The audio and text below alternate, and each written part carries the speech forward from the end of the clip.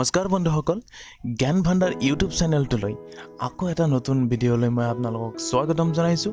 এইটো ভিডিঅ'ত আপোনালোকক এটা ভাল ট্ৰিক্সৰ বিষয়ে ক'ম, হোৱাটছএপৰ সুন্দৰ ট্ৰিক্স, যিটো ট্ৰিক্স হয়তো সকলোকে প্ৰয়োজন আৰু কেনেকৈ কৰিব আৰু এইটো ট্ৰিক্সৰ প্ৰয়োজনবোধ কি, গোটেইখিনি কথা এই ভিডিঅ'টোত মই আলোচনা কৰিম আৰু ভিডিঅ'টোত দেখুৱাই দিম, প্ৰেক্টিকেলি আপোনালোকক দেখুৱাই দিম কেনেকৈ কৰিব ছেটিংছটো। ঠিক আছে, তাৰ কাৰণে আপোনালোকে কি কৰিব লাগিব, ভিডিঅ'টো কমপ্লিটলি স্কিপ নকৰাকৈ চাব লাগিব। ঠিক আছে, তেনেহ'লে আমি ভিডিঅ'টো আৰম্ভ কৰোঁ। প্ৰথমতে আমি হোৱাটছএপটো খুলি ল'ম। হোৱাটছএপটো খুলি লোৱাৰ পিছত হোৱাটছএপত গৈ ইয়াতে ওপৰত ৰাইট ছাইডে কৰ্নাৰত দেখিছে থ্ৰী ডটছত ক্লিক কৰিম। এইটো থ্ৰী ডটছত ক্লিক কৰাৰ পিছত আমি কি যাম, ছেটিংছত যাম।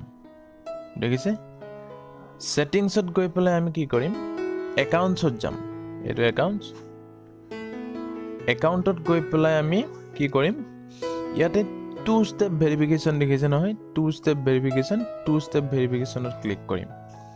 টু ষ্টেপ ভেৰিফিকেশ্যনত ক্লিক কৰি ইয়াতে তলত দেখিছে এনেবল বুলি লিখা আছে, ইয়াক আমি কি কৰিম, এনেবল কৰি দিম আৰু এনেবলটো এক্টিভ কৰাম। তাৰমানে অফ হৈ আছে আৰু এক্টিভ কৰালে কি হয়, ইয়াৰ তাৎপৰ্য মই কৈ দিছোঁ। ছাপ'জ আপোনাৰ মোবাইলটো যদি ক'ৰবাত হেৰাই যায় বা কোনোবাই পায় বা কোনোবাই নি পেলাই যদি হোৱাটছএপ চলাব বিচাৰে নতুনকৈ একাউণ্ট খুলি পেলাই, তেনেহ'লে তাৰ প্ৰব্লেম ফেচ কৰিব। কি প্ৰব্লেম ফেচ কৰিব, আপুনি যেতিয়া এনেবল কৰিব তাৰ পাছৱৰ্ড বিচৰা হ'ব। এনেকৈ আপুনি পাছৱৰ্ড টাইপ কৰিব লাগিব আৰু পাছৱৰ্ড টাইপ কৰি পেলাই ইয়াতে কনফাৰ্ম কৰিব লাগিব।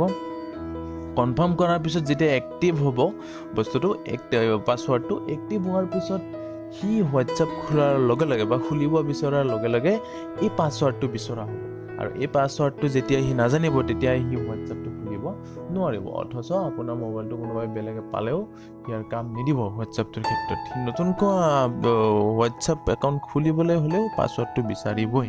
এইটো টু ষ্টেপ ভেৰিফিকেশ্যন কৰিলে ইয়াৰ তাৎপৰ্য এইটো। আৰু আপুনি পাছৱৰ্ডো দিব পাৰে।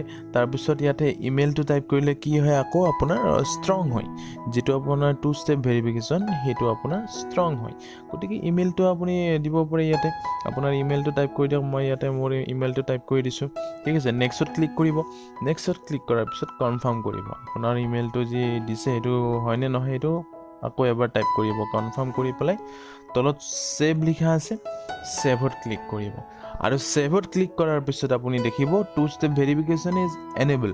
তলত লিখা আছে ডান বুলি, ডানত ক্লিক কৰিব আৰু ডানত ক্লিক কৰাৰ লগে লগে ইয়াতে তিনিটা অপশ্যন আছে দেখিছে, disabled, change pin, change email address.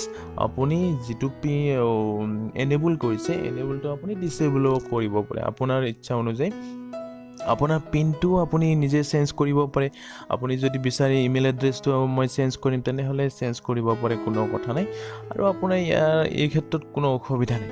ঠিক আছে, আৰু এইটো কৰিলে কি হয়, আপোনাৰ গোটেইখিনি হোৱাটছএপৰ ক্ষেত্ৰত সুবিধা হয়।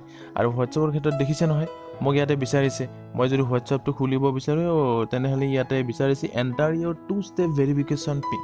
এতিয়া কোনোবাই যদি নাজানে তেনেহ'লে হোৱাটছএপটো খোলা নাযাব। আৰু মই যিহেতুকে খুলিছোঁ ইয়াতে, মোৰ পাছৱৰ্ডটো ইয়াতে যদি মাৰি দিওঁ তেনেহ'লে সি অট'মেটিকলি কি খাব, মোৰ হোৱাটছএপটো খোল খাব। ঠিক আছে, আৰু যদি ভিডিঅ'টো ভাল পাইছে তেনেহ'লে আপোনালোকে শ্বেয়াৰ কৰক, সকলোৱে জানি লওক আৰু আপুনিও কি কৰক, এই ছেটিংছটো আপডেট দিয়ক। ঠিক আছে, আৰু ভিডিঅ'টো ভাল পাইছে যদি লাইক, শ্বেয়াৰ, ছাবস্ক্ৰাইব কৰি দিয়ক। চেনেলটো মোৰ ছাবস্ক্ৰাইব কৰি